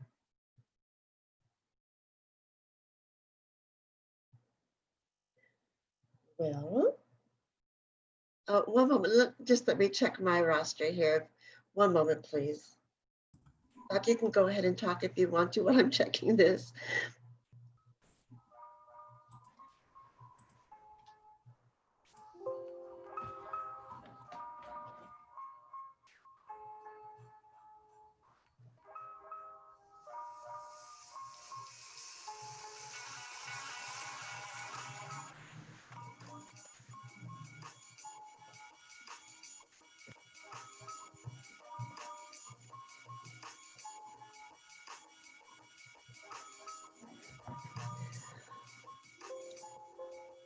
Thank you, DJ Sylvia, for playing those smooth jazz sounds while we await our next presenter, Gabriella.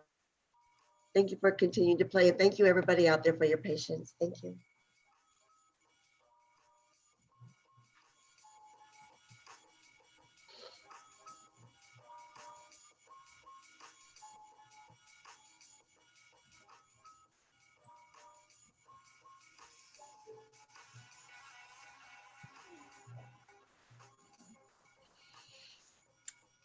So I can just add to my presentation that I was meeting with a student today.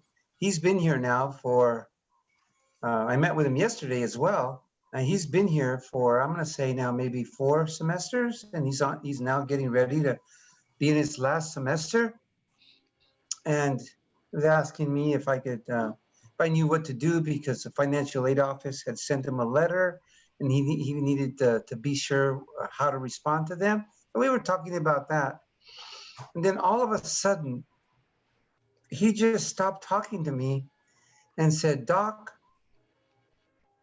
I wish I could tell all the students that the best thing that ever happened to me at City College was for me to take personal growth. He said, it just so changed my life. He said, I just think that if students want to make the most out of college and then learn how to connect that to their life at home and their life in their career, that personal growth is such an investment. He said, I even think it should be mandatory for everyone. It's not right now, and it may never be, but that's what he said. So I just thought I'd pass that on to you since we had a little moment there. I appreciate that. Thank you so much. And I think that, in all honesty, I think students, when they come in and experience San Diego City College, I think that every professor, every office that they go to, every person that they meet at City College, and even their peers, it helps to build their character. It helps to build this attitude of gratitude, because that's what you're describing right now. And I think we just are developing wonderful citizens of the world.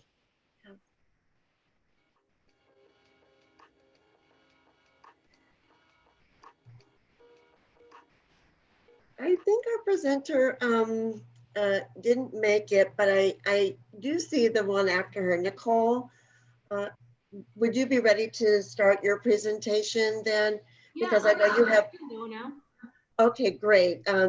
Nicole is already has 30 minutes because she has some real important information to deliver about our victim advocate program at San Diego City College, as well as Title IX. So thank you so much for joining us, Nicole. And without further ado, I'm gonna, oh, you're already spotlight.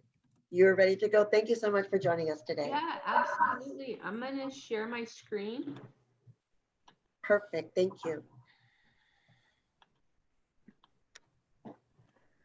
So my name is Nicole Teran. I am the campus project manager at San Diego Community College District for a program called SPEAK. So I'm going to go over a little bit about our victim advocacy support services for survivors of sexual assault and domestic violence. Please feel free to unmute yourselves and ask questions along the way. So just, I'm going to do like a very brief sexual assault and domestic violence overview with you all prior into us getting into the services available for students and faculty actually. So sexual assault is defined as any unwanted sexual contact that occurs through the force without the person's consent. When we talk about sexual assault, that is an umbrella term, and under that term, there are different types of penal codes and sexual violations. So that could be rape, acquaintance rape, stranger rape, incest, hate crime. And so when we refer to sexual assault, it's not always rape, it could be other forms of sexual violence. When it comes to campus sexual assault, the statistics are unfortunately pretty high. 1 in 5 women and 1 in 16 men will experience a form of sexual assault during college. And what we see is that in this age group or during this life event, right, or this phase, alcohol is the most common drug associated with campus sexual assault. One study showed that almost 90% of those involved alcohol. And then unfortunately, more than 90% of campus assaults go unreported. So I do want to preface that this research is on 4-year institutions, right? So we're looking more at like the traditional college age students. But definitely, I will say working at the district for the last 3-4 years, you know, we still see quite a few of these cases. And when we do, it's around this age group and this age range. Not all, but quite a few fall in this age range that we're referring to in this data. There are a lot of reasons, you know, for these high prevalence rates. Definitely, you know, the fact that these are young adults who are no longer, you know, in their household with their parents, you know, maybe they moved out, they're living with friends now. And so sometimes, you know, this is the age where where young adults tend to experiment either with substances or sexually. And unfortunately, in our nation, we do not have a lot of comprehensive sex education. So what comprehensive sex education looks like is talking about healthy relationships, talking about consent, talking about boundaries. And so when you mix the lack of knowledge, the lack of communication skills, and alcohol, right, unfortunately, that could lead to some of these statistics. For the general population, 1 in 5 women, 1 in 59 men have been victims of attempted or completed rape in their lifetime. We believe that the statistics for men are probably higher, but unfortunately, there's an additional stigma when it comes to men coming forward and reporting. So the slide before was attempted or completed rape. This one is sexual victimization other than rape. So it encompasses various acts. And so because of that, these statistics are much higher, 1 in 2 women and 1 in 5 men. So when we talk about consent, this is the California Penal Code, and this is defined as consent shall mean positive cooperation in act or attitude pursuant to an exercise of free will, right? So when we talk to consent with students, we say it can be verbal or nonverbal, right? But verbal is preferred. It is permission and an agreement to do something. It can be revoked at any time. So just because you had some form of sexual relationship with someone doesn't mean that, you know, it is a continuous agreement. You have to get consent every single time that you engage in a sexual act with someone. It's not a one-time thing. And then just because you guys are exes or, you know, you're in a relationship doesn't mean that you don't have to ask for consent again. Consenting to one type of kissing doesn't mean that, or I'm sorry, to one type of sexual activity doesn't mean that it is consent to all activities. So I always use the example with our students that getting consent to kiss doesn't mean that you're getting consent to have sex, right? You have to get consent for all the different types of activities. It has to be given freely and voluntarily. So not pressuring someone, not giving someone an ultimatum, not forcing someone by blackmailing them, you know, if you don't do this, I'm going to share these screenshots or I'm going to share this video. It has to be given freely and voluntarily. We want to move over to yes means yes rather than no means no, because there's a misconception that if someone doesn't want to do something, they'll say no. And unfortunately, a lot of people freeze when they are being assaulted. And so we cannot take silence as consent, right? Or, well, they didn't tell me to stop or they didn't say no. That doesn't necessarily mean that that they were consenting. So rather than waiting to hear no, we want to encourage students to get a yes, an enthusiastic yes. When it comes to intimate partner violence, there are different forms of violence. A lot of the times, the most common that we, you know, think about when we think about domestic violence is physical. But you know, it's also sexual and it can be emotional as well. I think right now with quarantine and students being at home, we are getting more reports of emotional or psychological verbal abuse. When we break it down into demographics, you know, 1 in 4 Latinas will experience intimate partner violence during their lifetime. It is actually also the reporting cause of death for African American women ages 15 to 45. And so it's definitely something that we need to look at, is not just being physical, but you know, there are very different components. And then when it comes to the LGBT community, we also need to recognize that the rates are very similar to heterosexual relationships, which is about 25 to 33%. So just because someone is in an LGBT relationship doesn't mean that they are not prone or that they cannot experience sexual violence or intimate partner violence. So some barriers that students may experience to reporting. Maybe they don't know what happened is sexual assault. So maybe when they come to you all, they're still processing. There may be feelings of blame, shame, or guilt.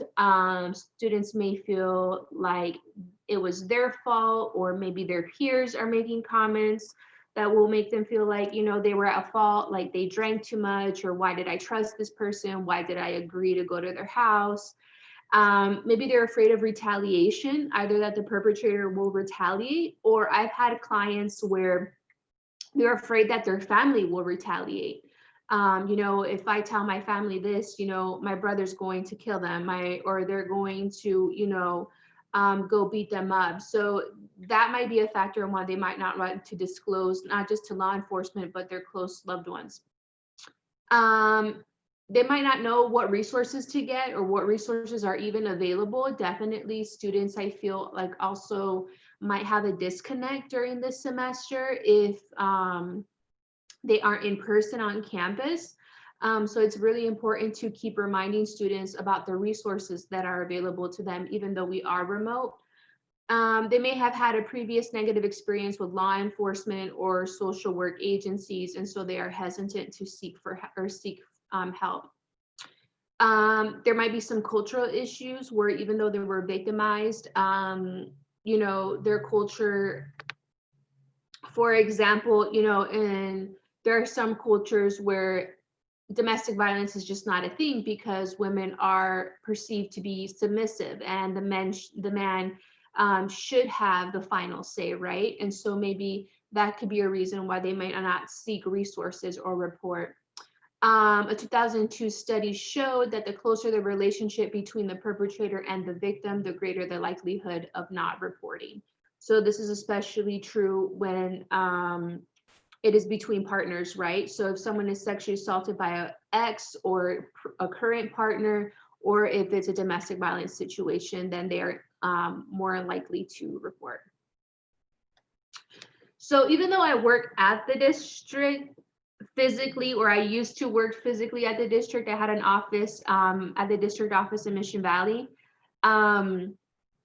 I am actually employed by Center for Community Solutions.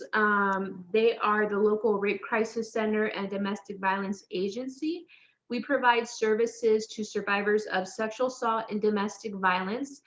So we have victim advocacy services, which provides students and faculty and staff at the district with a person who can help them explain the criminal justice process. It's a very complicated process, from how to make a police report to how to get a restraining order. What is the trial gonna look like? How do I have to, you know, the investigative process and working with the detective. So we have a victim advocate that can help a survivor with all of that. They can actually go to all their criminal justice related appointments so that they're not there alone. A lot of survivors choose not to share with their family members or friends that they've been victimized. And so then they end up going alone to all of these appointments. Or let's say they do disclose to their family and friends, right? A lot of this information is very personal and it could be embarrassing to them, or they might not disclose really important information for the sake of their loved ones, because they don't want their loved ones to hear it. And so it's better to have like a third party person there where they don't have to hold back and they can be honest and communicate all the details of what's going on. And so, yeah, so a victim advocate can go with them to all these appointments. They can also just be a soundboard for them and listen to them and provide support services, provide resources. I'll get into a little bit more in the next slide. But Center for Community Solutions also has prevention education services. Part of our SPEAK grant is to provide prevention education at the district at all 3 campuses. So not just City, but Miramar and Mesa as well. The victim advocate can also refer students to our legal department at CCS. And our legal department, our attorneys can help students or faculty with filing for a restraining order. We can help them with some family law consultation and prepare them for their court hearings. And then we can also assist students with the Title IX process. And then we also do have emergency shelters for life-threatening situations. So if anyone finds themselves in a situation where they have to leave their home and seeking shelter, our victim advocate can help them with that. So as I mentioned before, our violence prevention program is called SPEAK. So it is a district program and it was created in collaboration with the district, CCS, and this federal grant. We put a contest last academic year where we asked students to submit a name proposal for our violence prevention program. And we had a finalist from each campus, and then we asked the Dean of Student Affairs to vote for the winner. Or I'm sorry, we asked the Deans of Student Affairs to vote for the finalist, and then we actually asked all the campuses to vote for the overall winner. And the winner was actually a Miramar student. And so SPEAK stands for Safety, Prevention, Education, Advocacy, and Knowledge. So our victim advocate phone number is that one right there. Her name is Maisha Butler. She's on leave right now. So while she's gone, I'm actually answering this phone. And I will be until she returns back. But that's the Campus Victim Advocate. If you all have someone who discloses that they were victimized and need assistance, that is the 24/7 crisis hotline. The Victim Advocate is available during business hours, Monday through Friday, 8 to 5. But after 5 or on the weekends, you can give that phone number, the 1-888-385-4657, to students and faculty and staff, and they will be provided with crisis intervention and resources, and then they can get the Victim Advocate's phone number for the next business day. As I mentioned before, part of our SPEAK campaign is to provide prevention education workshops. So that's my email there. If anyone here has a class where they would like us to come in and do a prevention education training, we do sexual assault, domestic violence trainings, we do healthy relationship trainings, we have a bystander intervention training. The biggest piece that I would like you all to understand about the Campus Victim Advocate is that they are a confidential resource, very similar to our mental health counselors. Our Victim Advocate does not have to disclose anything to the district or to mental health, or to law enforcement without the student's permission. So I know some of you all on here might be mandated reporters, or if you're a student on here, understand that some professors might be mandated reporters, which means that if you disclose that you're a victim of sexual assault or domestic violence, they need to report it to Title IX. Our Campus Victim Advocate can assist anyone with the Title IX process, but if a student doesn't want to pursue that route, we have no legal obligation to do so. So I just want to talk about Title IX really quick because it is related. So Title IX protects students against gender-based violence and discrimination. It requires the district to have procedures in place to investigate these types of allegations. One of the survivor's right or student's right is the right to have an advocate. And so, as I mentioned before, we can accompany survivors to all these different judicial process, and that includes Title IX. What advocacy looks like with Title IX is that we can help the student start a Title IX process. We can go to all their Title IX related appointments. We can assist with interim measures. So we have had students in the past that are either dealing with victim or with violence in the home, or they've been sexually assaulted, and maybe they missed a test, right? Or they didn't turn something in. So we can work with the Title IX office to try to get accommodations for them. I'm going to pause really quick because I'm seeing some stuff on the chat. And so we can help students with interim remedies. And then again, just explain the process with them, explain their legal rights, explain their options. And if they need an advisor, we can refer them to one of our attorneys as well. Once again, I just want to reiterate confidentially on campus that most of employees of the district are mandated reporters or responsible employees. There might be some exceptions, which are the advocates, social workers, mental health counselors, and medical staff. But again, sometimes they still have to report at least the incident, even if they don't have to report the name or the student. In terms of reporting options for students, they can talk to the Title IX coordinator. If you go to the district website, that information is there. Basically, anyone who is a mandated reporter or anyone who works at the district is a good resource to report a Title IX. I think it's important for those of you who are on here and are mandated reporters that if you sense that someone is going to disclose, so first and foremost, if you can not interrupt them, but if you can kind of interject and let them know if you tell me something related to sexual assault and domestic violence, please just know that I have to report this. And let them know that there's a victim advocate who is confidential that they can go to instead. But if they disclosed on an essay or an email or just kind of blurted it out before you could give that, disclosure, just find a safe place to talk to them and listen. Talk with them, not at them. Believe what you hear. Let them know it's not their fault. Educate them about their rights and process, which means that they have the right to a Title IX investigation. If it involves 2 students, they have the right to make a police report, and they also have the right to speak with an advocate, right?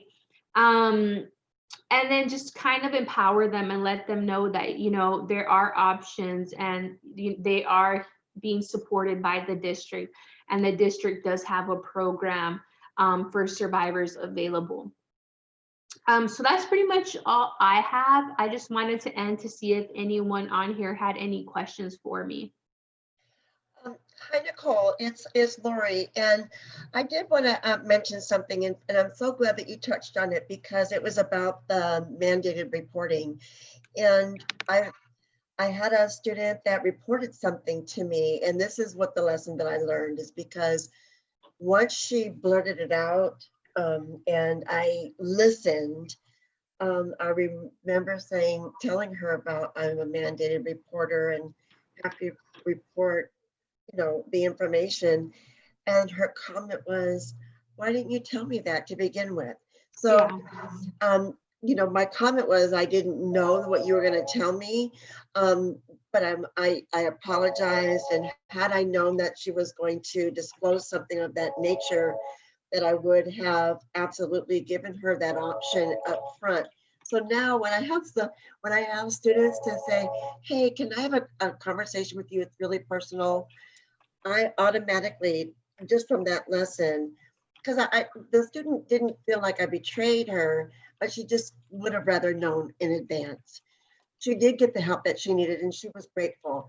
But now when I have students that approach me and say, hey, can I talk to you something about, something personal that happened to me, or even if they just preface it with personal, or if they say, you have a moment, I would like to talk to you privately, I will always disclose, hey, if this is something with regard to sexual assault or certain things I'm mandated to report.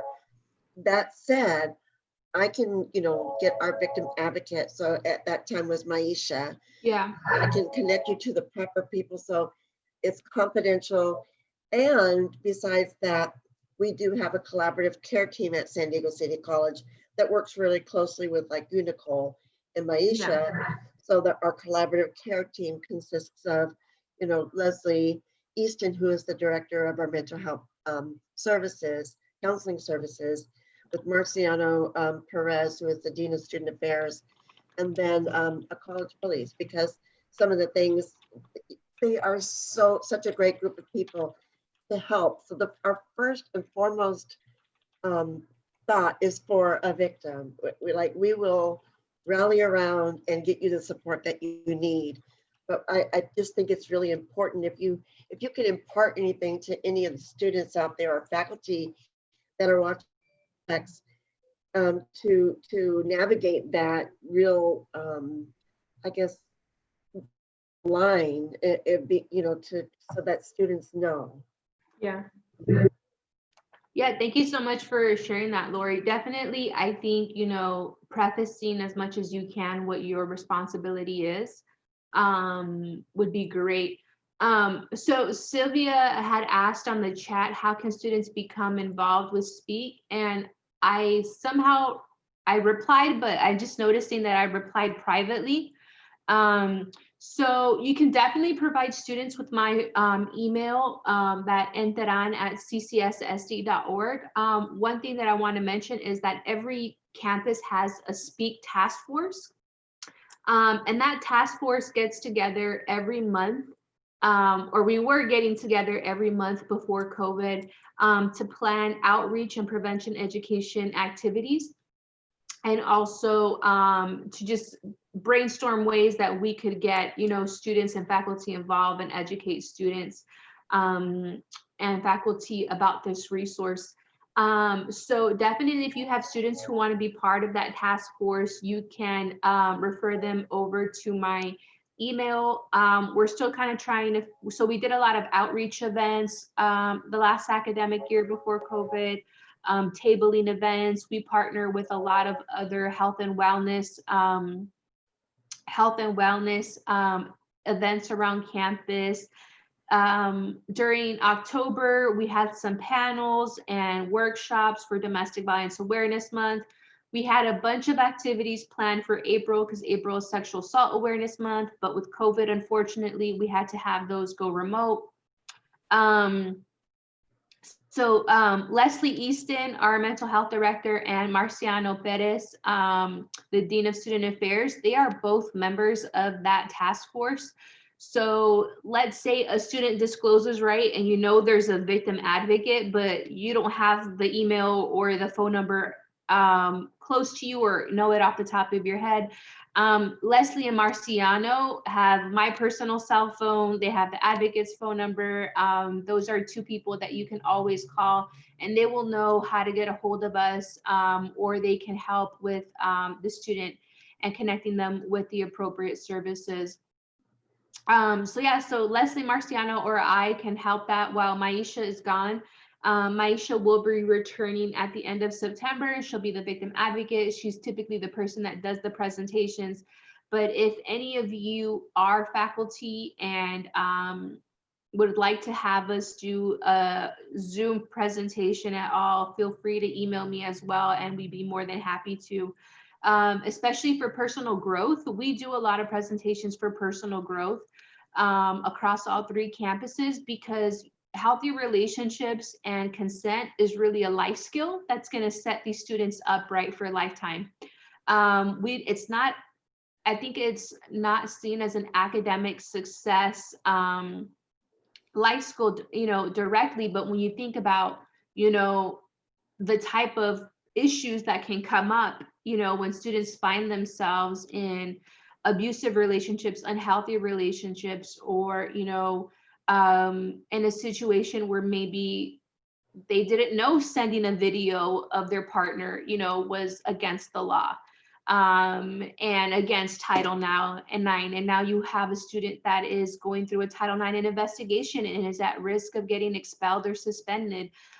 Definitely, please let us know, and we're more than happy to do education, because there are predators, but there are also opportunists, right? And a lot of opportunists, unfortunately, don't have the education or come from abusive households. And so we try to work with them and also educate them and say, this is actually not healthy. This isn't how a healthy relationship looks like. Let's work on that. How can this be? How can we break the cycle of violence and give you skills where you can have a healthier relationship? Thank you so much. Well, when you talked about personal growth, I was going to allow anybody that's already logged into our Zoom session here, because this is being televised on our YouTube live channel. If there's any questions that you wanted to bring to Nicole, please feel free to bring a question her way if you have one, or connect with her after this presentation. And so, Nicole, thank you so much for all of that great information. The work that you do is just so impactful and important. And the more that you're educating, the more that students get educated about, especially when they're fresh out of high school, college somehow, brings independence, and not knowing those boundaries that can really lead them into some trouble academically, or, like you said, expulsion. Education is so key to students being successful, even when they don't believe that they're doing anything wrong. Yeah, absolutely. Thank you all so much for having me. I really appreciate it. And, feel free to call me or email me if you all have any questions or follow up. Thank you so much, Nicole. Yeah, absolutely. We appreciate you very kindly. Thanks for all the great work that you do. Have a great rest of your day. You too. Thank you so much. So I had one of my colleagues to send me an email and ask me if I would show this 3-minute video that he prepared. This is from Chris Barron, who is from our English Center. So if you give me one moment, I'd love to share that with you before we conclude today. Give me one moment while I share my screen and locate that video. One moment, please.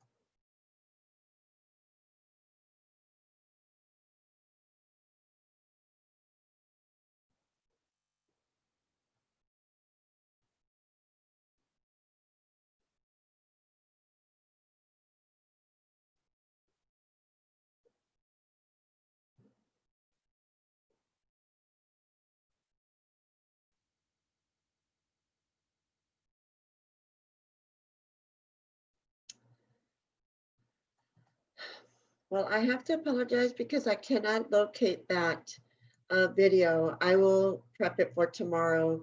I thought I had done so. But in the meantime, let me just end the day by saying,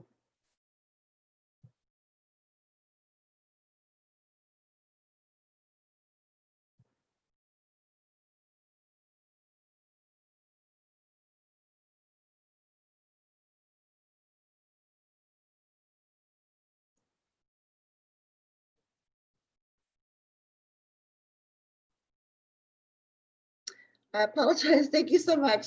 Let me just end by saying I appreciate all the presenters today and all throughout the week. And I want to just thank you for joining us today. And hopefully we'll see you tomorrow if you have more questions.